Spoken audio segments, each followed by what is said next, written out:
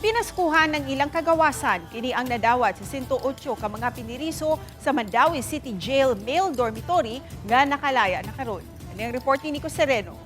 That does not only punish, Magpasko nga gawas noon kauban ang ilang pamilya. Kini ang matagamtaman sa 108 ka mga PDLs o persons deprived of liberty sa Mandawi City Jail Male Dormitory.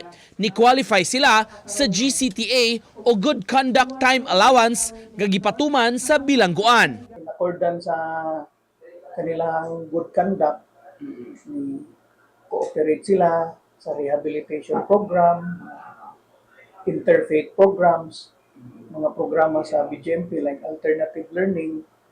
So the moment na cooperate sila, ma-appeal sila sa mga programa is they are entitled to be matagaan na nila. Gipasabot sa BJMP, dunay basihanan para sa GCTA.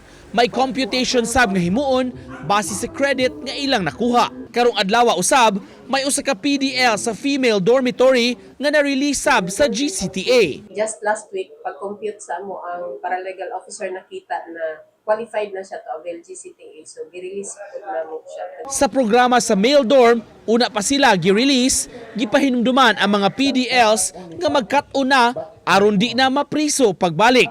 Ang Mandawi LGU nang hatag sab og hinabang nga mga bugas og dilata ngadto kanila para sa pagsugod sa bag-ong kinabuhi.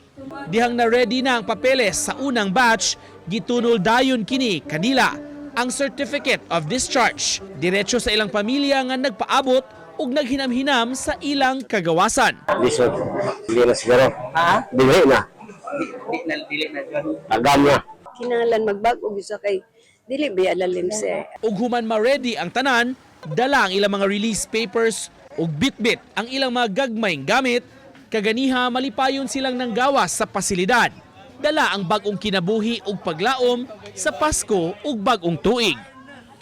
Nico Sereno, Balitang Bisdak.